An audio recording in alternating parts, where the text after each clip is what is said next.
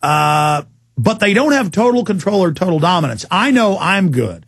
I know I'm for real. I know I'm affecting change. And you know, as a lone wolf, you're good. And so you need to become a leader and take action. And in that, you know that you're having an effect. And then as we wake up the elite, and as we wake up the middle class, as we wake up, and as we become the dominant force in society, we have to be ready for victory as well.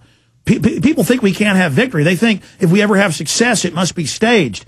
The truth is the elite want to make you think everything's staged and we have no power because they know how much power we really got.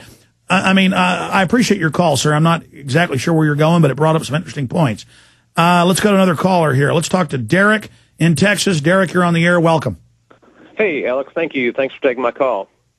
I'm obligated to plug North Texas 911truth.com because they're having a great event, and they've invited me to speak because I know one of the members. Yeah, I know one of the members. He knows that I'm a registered engineer, and he wants me to come talk to the press and answer some questions and give a presentation on what I think would be a reasonable solution to getting to the bottom of 9/11 in terms Good. See, and you know you're a good person, so you're taking action, getting on the road. You know, the road to victory against tyranny isn't open forever. Everybody's got to take that road, get off the road of slavery we're on, off the road of apathy, and get on the road of liberty and freedom.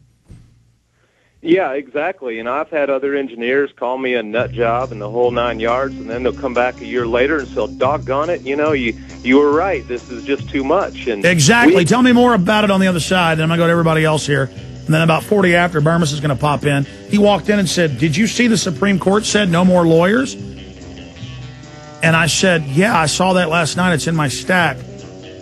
I mean, that's my point, folks. I got stacks of news here. I got to go over it all. It's all just coming in too fast. We'll be right back. I'm Alex Jones. This is the one, the only GCN Radio Network. John, who was it I was just talking to? What I thought. Okay, Derek in Texas, you're going up to, as an architect or an engineer, you're going up to give a presentation. What else were you going to add? Well, just the central part of my presentation is to demand for the plans, especially WTC-7. I know there was some early plans for WTC-1 and 2 that were released, but those weren't final plans signed and stamped by an engineer. Those were preliminary plans which left a lot of critical dimensions unspecific at that time. Which also, they're being very secretive about building 7's plans after FEMA took it over and built the command bunker within it. That was a spook house they blew up that day.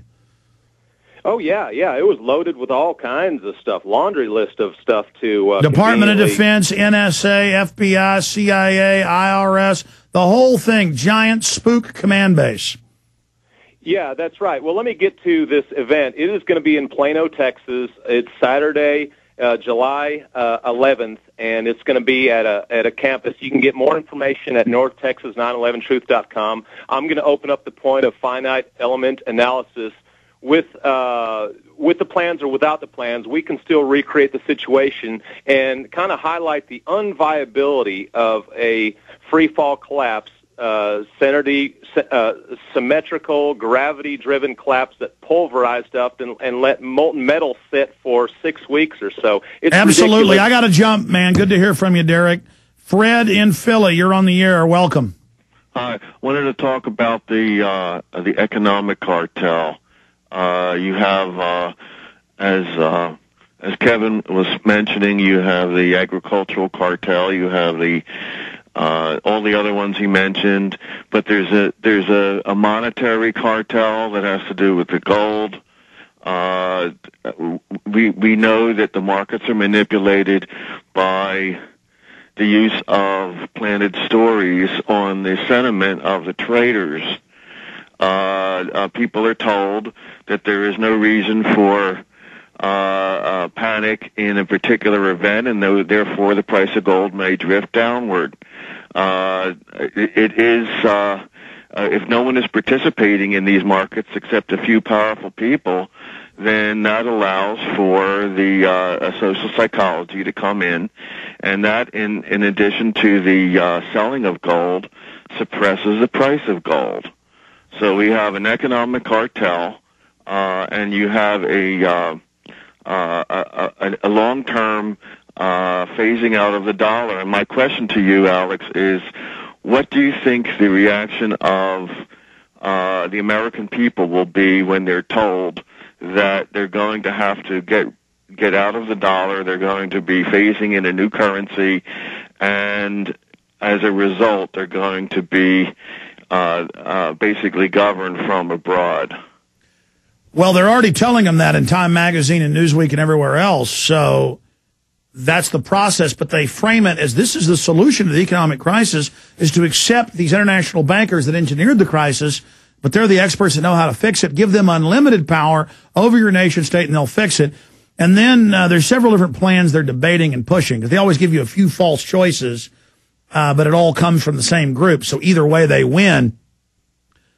And, you know, we cover this actually in the Obama deception, but how they're laying it out is really simple. They're saying they're going to have a world authority that sets currency rates, sets currency values, that sets interest rates with complete control by this private group. They're already steering things and bending the world to their will, but they've got to keep control of counties, cities, the feds, the states, the Association of Governors. You know, I mean, it's quite a balancing act, a juggling act they're doing. That's why with this new global authority, for their, quote, administrative convenience, as David Rockefeller has said, a global government for their administrative convenience, this will allow them a lot more control. And so at first they're just going to be dictating the regional currencies. So you'll already have a global currency because they're going to be in control of it. They're going to be in a centralized global level, planning it and setting it all up. But then they are debating whether to phase it in with different regional currencies like the Amero, the Euro, the Asian Phoenix, and others, and that's even in Money Magazine, or bypass all that completely. And even if you have cash, it'll be digitally marked to your face scan and your thumbprint, and the new global cashless society is the biometric identifier. And so everybody's kind of worried about global currencies. That's really a red herring. They're planning to leapfrog past that to a new global standardized cashless society.